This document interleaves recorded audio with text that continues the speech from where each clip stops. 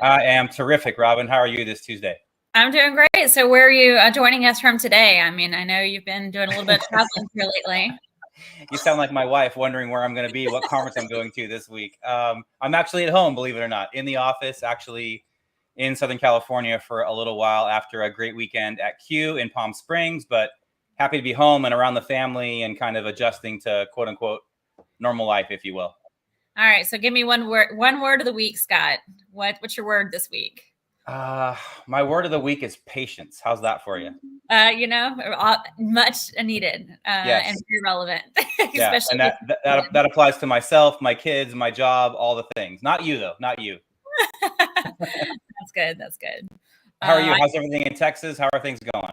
Yeah, I mean, I would say all's well in my world. I would say it's been better for other people in Texas. I was just watching the news. There were terrible tornadoes that just went through, which is not good. And then, of course, always the world, just continually to think about, how the rest of the world is dealing with the crisis in Ukraine. And it's just, my heart is always heavy for the situation in the world today. But at least we get to be on together and bring on some amazing educators and celebrate some great things that are happening in teaching learning, which is the bright side of the day, right? Yeah, 100%. Good to have things to celebrate and be positive about and look toward the future about, for sure. Absolutely. Well, I'm excited to bring on our guest tonight to speak about leaders in education and people who are showing up in different ways and really kind of looking at a lens and what they're thinking. Last week we had our global educator exchange, education exchange, E2, every year that we run. The last couple of years have been in a virtual capacity, obviously. But this event is really about bringing teachers together, school leaders together to celebrate innovation in education across the entire planet. So this is not a U.S. focused event. It's not an event that's just focused in Australia or the UK or Africa, but this is bringing the whole world of educators and school leaders together. And, what I think is so beautiful about this event is the connections that these folks have and how much they have in common with each other. And, while we may live worlds apart and you might have, educators that are sharing how their students have to walk, several miles to get to campus. There's no internet connection maybe when they get there, et cetera, that same teacher will still have a similar struggle or challenge than a teacher here that's, teaching in Detroit, right? So I think that's one of the things I love about this event. And then the relationships. And I'd say my word probably that I'm thinking a lot about this week is just really connections. We're continuing to see examples of the power of connection. And since we've been in this virtual world for a long time, that in-person connection has become so much more important and I think so much more valued even. But it's just been great to see the educators throughout the E2 event really connect with each other. Yeah, you covered it perfectly. I think the connection part for me is always amazing, and how people from different cultures come together to present together. They've never met, never talked prior to this process, and yet they put on a beautiful presentation. They're on the same page. They're sharing similar stories. It's really beautiful to see, right? And a reminder that even though we sometimes think we're more different, we're actually a lot more similar than we maybe give ourselves credit for or allowed to admit on certain occasions, for sure. Absolutely. Well, I'm looking forward to bringing our guest on tonight to get her perspective, what she thought about E2 and some takeaways that she has. So why don't we bring her on the show? Let's do it. We are super happy to have Monica with us, who we discussed before the show. Was it Alicia or Alicia? Alicia. So Monica Alicia, right? Depending on what dialect or language you have. But we are so thrilled to have Monica with us today. Monica is a wonderful educator in MIE, a technology specialist in Cobb County Schools in the powerhouse state of Georgia, right? We know Georgia is very proud with their MIE community. And I'm anxious to hear more about this, Robin. She said on social media that being on the show is better than a t-shirt. I don't know how we accomplish that, but Monica, we're so thrilled to have you. Thank you for being here tonight. Thank you so much. I'm so honored to be here. And you really touched me when you were talking about connections, because that's what I feel about the whole MIE expert group. I feel like it's a family. And Robin, I don't know if you remember, but I did meet you in Seattle in 2020 in January. Scott, we kind of have a roundabout thing. My very first person that really got me into Skype in the classroom was Tammy Dunbar. So I know you know Tammy. Love So Tammy. what Robin was talking about, all of these connections, and what I'll talk a little bit about E2 is just that the people that I met through the MIE expert program, and especially in the US, being a part of our team that we're a part of in our monthly meetings, and then meeting in January, seeing them on Twitter. I mean, I have a lot of really good stories that I could tell you. And Robin, you're one of them, because when you and Jen had posted about Scott Titmus and rooting for the Astros, and I said, Scott, how can you be an Astros fan? Because I'm a Yankees fan, even though I'm from Georgia. And he said, are you kidding me? I bleed Yankee blue and, pinstripes. And so when I met him in January that year, I brought him a little bib for his baby. He was having a baby and all that. Yeah. So he took pictures, and like now we chat all the time. So connections is such a huge, huge thing. So, so with E2, there were so many great takeaways. As we talked about, there's still so many sessions that I want to watch, because you can only see one session at a time. But Martin Luther King III was amazing, talking about that we need to keep the dream alive. And in order to do that, we have to share it. And, I'm an instructional technology coach, and it's really important for me to do that in my role, especially when you talk about, of course, everybody's idea was how hard things have been, right? So as an instructional technology coach, I really think about coaching with heart and empathy, and just sharing that dream with others, so that they can keep the dream alive too, so that they can stay in education, stay in the classrooms, and we can all do what's best for kids. So, I'm in my 27th year of teaching. So it's been a long time for me. And I love being a coach, because I also get to work with kids too. So that message was really powerful. But then also that we have to fill our cup, because teachers can't take care of students, and we can't take care of teachers if we are not taking care of ourselves. So that was another big message from E2. We really have to do that. So those were the two biggest takeaways. But then, of course, there were lots of great sessions with lots of great information, Minecraft and breakouts, Minecraft and coding. There were, of course, reading progress. I'm already sharing that with my teachers, and they absolutely love it. And I can't wait for Reading Coach to be out. So there's just so many things coming out. And like I said, I still have more to watch. That's awesome. Well, we know that you also won a very special award during the event this year. Why don't you tell everybody here about your award? Because I know one thing that teachers don't do enough is they don't celebrate themselves. And so this is an opportunity for you to shine. Tell everybody what you won.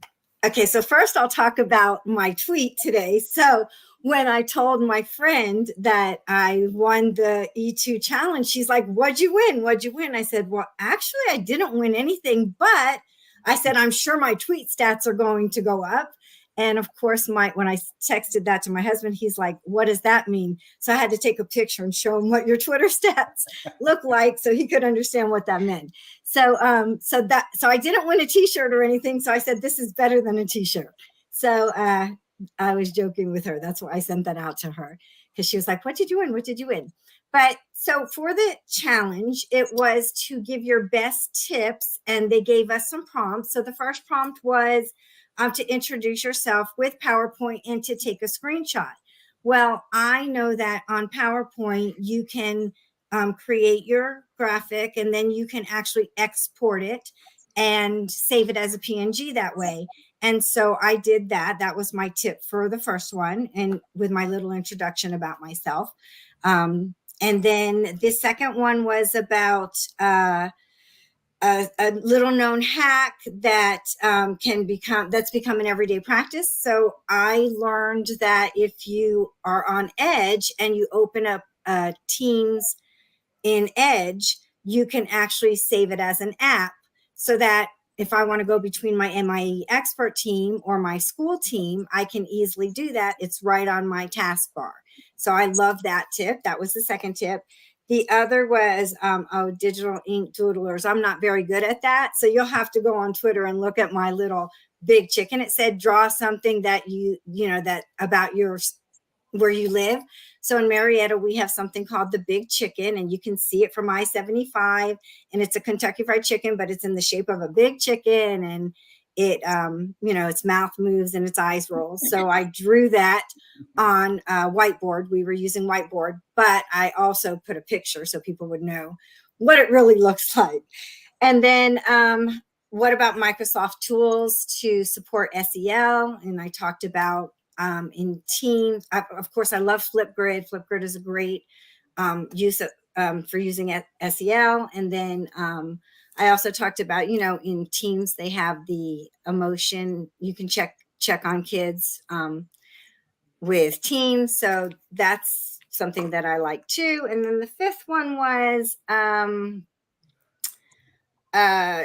if you could go back in time and tell your students and colleagues, I forgot which one I did for that. So let me just look real quick. One tip about Microsoft in Teams using Teams with students, what would it be?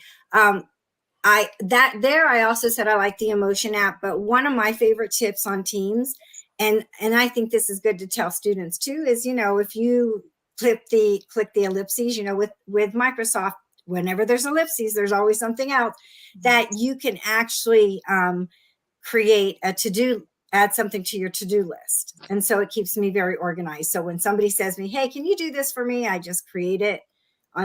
Just click the ellipses and click more and send it to my to-do list. So if you check out Twitter, you'll see my tips. And I have, I also did a graphic, like you got bonus points for doing an infographic with all of them. So I did that. So that was the challenge. Those are awesome. I heard someone recently at TCA refer to the ellipses as the more awesome dots. That's a great title for it. Yep. That's great. Yep. That's perfect. I love that. So, yeah. Well, and all you're sharing, Robin, I know you know this, and Monica, I'm sure you've seen it too. You have a passionate educator when they start talking about what they do, and the hands get going and the intonation. So I love your passion, and that's a segue into how great E2 is, right? And you mentioned the connection and the passion that you hear from educators. So Monica, how do you take that back to your schools? And we know there's a huge MIEE contingent in Georgia, but how do you take the passion and the magic, if you will, of E2 and translate that back into your work, into your interaction with colleagues and other educators, as we talk about so many teachers being frustrated with the profession? What do we do with all that? How do we get it back to those that really need it? So I think it's really important to definitely, so like the ones that I've seen that I liked, I will go ahead and get back. Like tomorrow, I'm at a school that I'm booked all day. So I'm doing Flipgrid in one class. I'm doing Lumio in one class, Global Connections in one class, things like that. So just always, you have to offer yourself, because teachers can be in their rooms and they can stay put there. And we have to put ourselves out there like, hey, what can I do for you today? Oh, hey, I saw this great thing. I'm always sending, on Teams. I'm on each of my school's teams. So I'll send them tips that I find, great sessions that I find.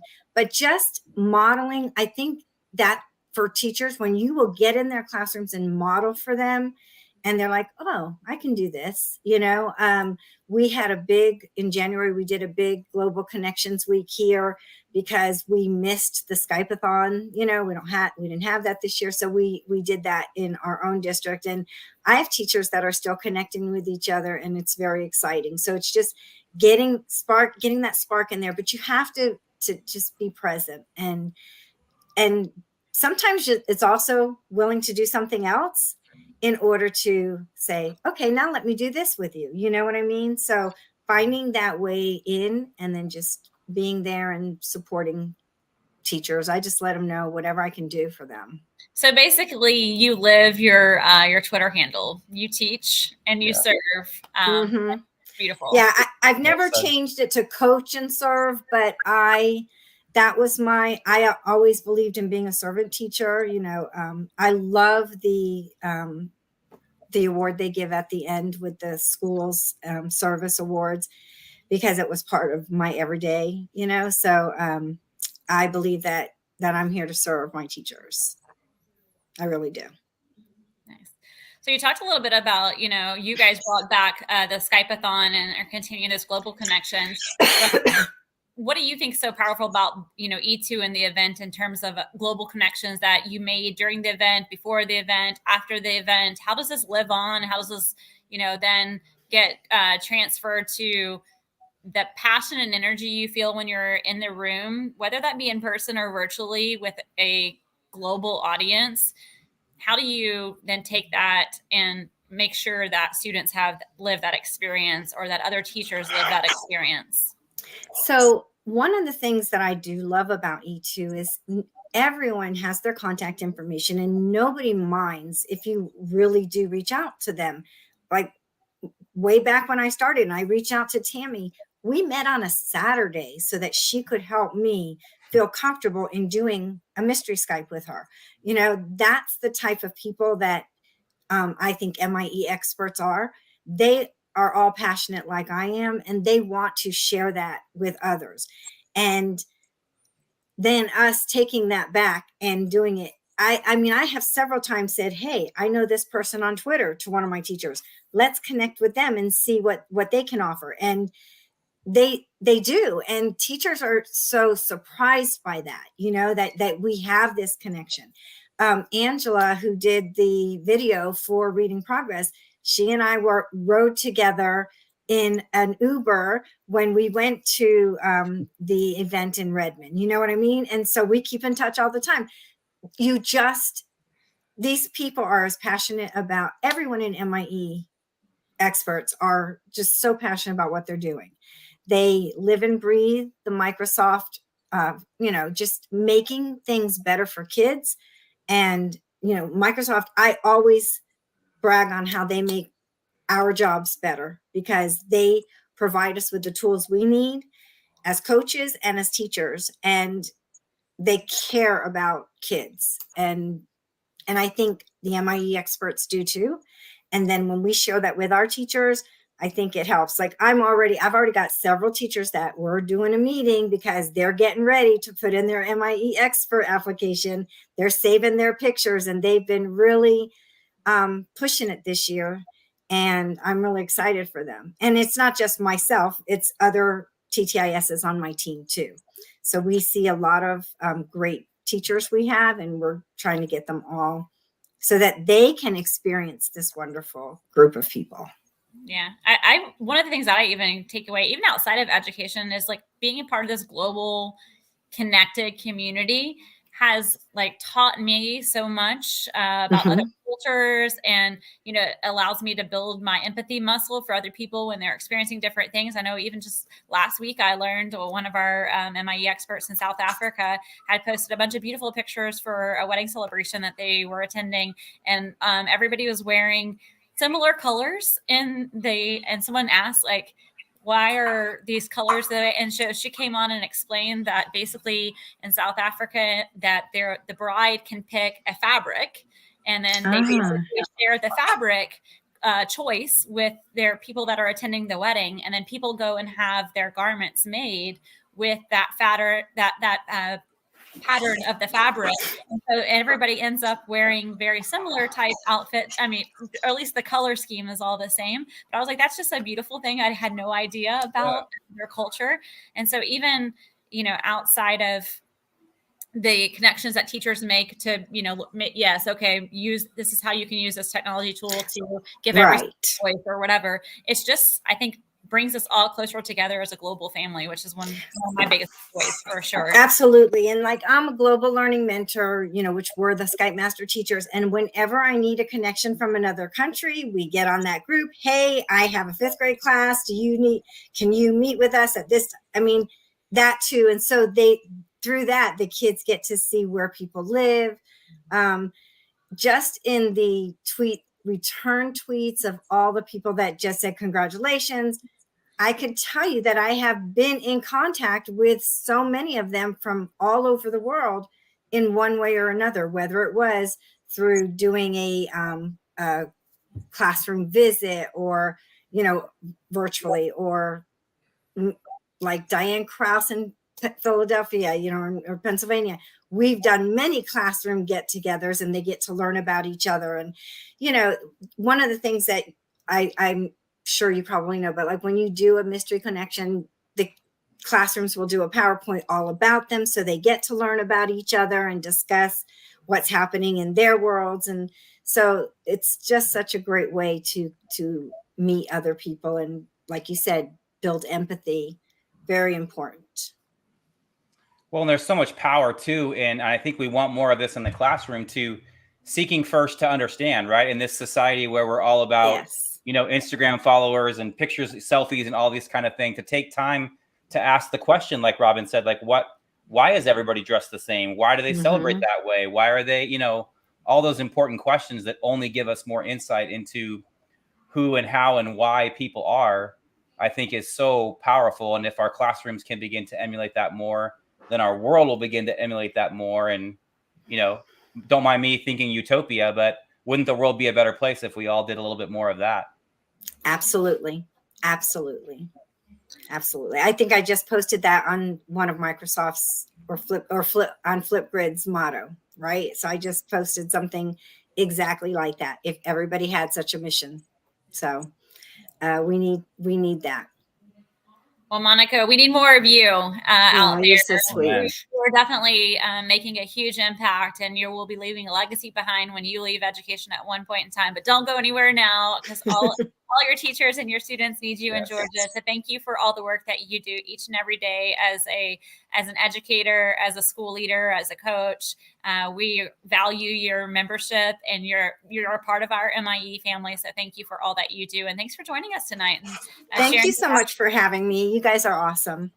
I appreciate it. No problem. And well, Robin, we wouldn't be doing it right if we let her out of here without doing a little lightning round, right? Of course. Yeah. Okay. We have to have some fun questions too. Okay. Are you up for it, Monica? You can't say no after you're already here. So okay. And this is a total surprise. So if I mess up, I can't help it. No, okay. There's no right or wrong. Kick us off, Robin. All right. So speaking of the globe, if you could be anywhere in the world right now, where would you want to be? Greece. Oh, I love Greece. That's one of my. I've never been to Greece. It's on my bucket list. Yeah, definitely go and spend plenty of time. Maybe go multiple times. Okay. That's a Robin favorite for sure. Absolutely. I know we're not technically in a holiday season, but do you have a favorite holiday tradition? Yes. So Christmas Eve is always at my house. I cook a huge Italian meal. We have a lot of friends that have become family because my husband is a New York Jets fan, and they kind of moved to Georgia and migrated to our house. And so it was really nice this year because they said, no matter what, every Christmas Eve, we want you to cook this food, have it this way, and cook this food. And that's kind of a nice feeling. So it really brings us all together. So yeah. Love it. Well, we know we all I'd say we're out of quarantine now for the most part. And it's like lingering here, but did you pick up any fun activities during quarantine? Any new hobbies or anything?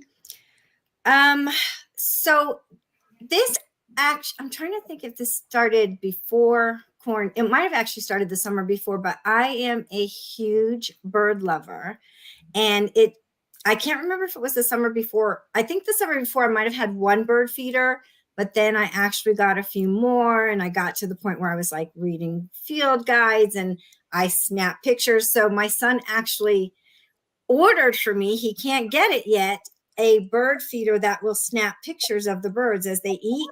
So I cannot wait to get it. He's ordered it, and it's like on back order because of all the parks issues, but I can't wait to get it. But I love to just sit on my deck and watch birds. That's something that I did develop more in COVID. Nice. Well, you'll have to send me a picture of a robin if you get I one. will. Perfect. Oh, I never see a robin, unfortunately, but plenty of cardinals. And we will get you out of here on this one. Who in your life inspires you the most currently? Currently, Or ever. You can take that wherever you want. Okay, how about I'll take a spin on this one a little bit. We're going to tweak this one a little bit. Since it's Okay. History Month, how about what woman most inspires you in life? Okay, so my mom is passed away, but my mom was probably the most just giving. So there's 10 kids in my family, so she had 10 kids, but always found a way to get to our games. She used to work for the airlines from 5 in the afternoon to 1 in the morning, so she would come home, make all of our lunches, and you'd wake up and you'd see this row of lunch bags on the counter. Just always. And then I used to be able to go to work with her in the evenings, and I would watch her. And these people, she worked in the baggage service area, right? And these people would just yell at her. They'd be towering over her and yelling at her, and she would just be calm and understanding and patient. And I just learned so much from her. And the funny thing was, she always wanted to be a teacher, but never went to college or anything. So I just feel like I got to live out her dream. And I think she was always proud that I became a teacher. So, well, it sounds like you picked up a lot of her amazing traits as a you're sweet. Absolutely. Thank you. Thank you. Love it. Thank you, Monica. We appreciate you joining us tonight. Thank you so much. I really had a great time, and I appreciate the recognition, just having the honor to be here with you guys. Have a great evening, Monica. You too. Bye. We'll talk to you soon. Okay. It's always so great to hear boots on the ground and the impact they're making. And wow, she just oozed servant leadership. I mean, yeah, I love that you called that out about her Twitter handle. It's so true. I mean, she is clearly embodying that and passing that along, whether she's at E2 with her teachers, even that little homage to her mom, kind of like in that same breath, right? Really inspirational. So happy to chat with her. Absolutely. Well, I'm also excited to recognize some educators tonight, some things that we've been seeing out there on the web over the past week. So let's kind of recognize some amazing educators and leaders out there. The first epic stuff that we've seen out online, we wanted to recognize Mary Hoffmeister, who's also from Georgia. So it's in the house over there with Monica. But we just wanted to recognize Mary and her friend Sarah Rankin, who's from Canada, and Vanita Garg from India. They did a wonderful job sharing the power of how these different tools can really change and impact student learning. So they actually came together, the three of them, and did a session and presented it on Make Code, Microbit, Minecraft EDU, and really the power of STEM and how it can help students develop their computational thinking skills and problem solving skills. So we just want to give out a shout out to Mary and thank you for collaborating with your global peers and showing up and sharing all of you at E2. And next up, we have my friend, Angela Milverstein from here in California. And a special thank you to my fellow, as we say in the MIE world, Amanda Macias, for posting that. Got to see Angela this weekend and celebrate her. If you were at E2, hopefully you saw, or if you've seen somewhere on the internet, her video of her students talking about reading progress and reading coach and all the amazing things she's doing around that. I'm so happy and honored to celebrate her. I hope you get the chance to see this video at some point, because anytime you see a video with students using a tool and the impact it has on their learning, I feel like all the feels come back, right? So congrats to Amanda, or excuse me, thank you to Amanda for sharing it, and congrats to Angela on her great story and all the great things she's doing. We appreciate everything she's doing for her students and educators all around the world. Absolutely. And it was kind of funny that Monica even mentioned her during the cast as well. I know, right? Full circle, like as if we planned. Almost like she knew. And then the last thing we wanted to call out is Renton Prep. So Renton Prep out of Washington, which is one of our showcase schools, was recognized at E2. They were the first runner-up receiving the award for ensuring quality education for all students. Students across all grade levels. They took on different facets of their service learning, which required problem solving and thoughtful solutions that were unique to what they were addressing. This covered how to educate others, building awareness around health and well-being and climate change and its impact on the ecosystem. So we just wanted to give a really big shout out to Renton Prep, the amazing work that you are doing over there, led by some amazing MIE experts and school leaders. So shout out to Renton Prep for being recognized at E2, continuing to do the great work.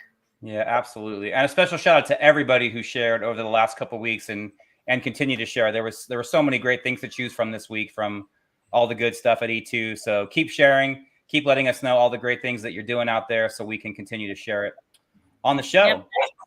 Yeah, absolutely. And it was awesome just to see everybody too, at least through social media, but you got to be there live at Q last week, Scott. And so just seeing all you guys get to connect together, all of the amazing learnings and the tweets. But again, I go back to the one word of connection, and it was seeing each of you guys being able to connect with each other in person. That is so powerful. It really is, Robin. I mean, as much as we've learned about how the virtual world can be a help, right? And thank goodness we had it over the last couple of years to be able to keep things going. But there truly is no replacement for face-to-face, right? Being able to hang out, converse, meet, talk, and plan, and all those things. It's been really great to have those in-person events coming back. And we certainly hope those things trend in that direction in the future so we can continue to have those wonderful connections in person as well. Yeah, I mean, even internally today at a meeting here at Microsoft, we were sharing about some different learnings and things going on. And two of the learnings that were shared out today by folks that work in U.S. education were about these in-person gatherings and the connections that their customers were making. So it wasn't like an event just for one school district. It was multiple districts across Florida coming together, and they were just doing some innovative thinking and brainstorming. And the comment was made that, lunch was provided for these folks, and most people didn't even take time to eat the lunch, that they were dismissed for lunch. And then they immediately went together and continued the conversations and the networking. And lunch was 15 minutes down later, they're like, oh yeah, let me go grab some food. But it was just the excitement of people coming back together and getting to network and talk about, hey, now we've done all these things. Now where are we going next? And the innovation that's going to be springboarded forward. And that's what I'm really excited to see and hear, and to continue to have these connections, with inside the education community moving forward. Yeah. Well, and sometimes you make a great point. Sometimes those random connections where you're just standing next to the bar at the same time, or you run into somebody in an elevator and have a conversation, or like Monica said, sharing an Uber, right, with a fellow MIE. I mean, those are some of the unique, you're just in the right place at the right time to make a connection with somebody. Those are sometimes even more impactful than the planned out ones, right? Yeah, absolutely. Well, this was a great conversation tonight, and I'm glad we were able to have Monica here with us, and we look forward to connecting again on April 12th. We'll be back again, and we'll continue our discussions around the future of education.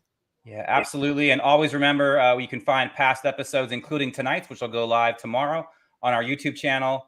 You can catch up on our conversation with Lydia Smyers from a couple weeks ago, the E-twins at TCEA, and all past episodes through the first 2 seasons. So we hope you'll go check those out. And again, thanks to Monica and Robin. Always good to chat with you. Appreciate being able to hang out on Tuesdays. Absolutely. Now it's time for some tacos. Have a great evening, everyone. I got them ready in the kitchen. Have a good night. See you, everybody. Bye, guys.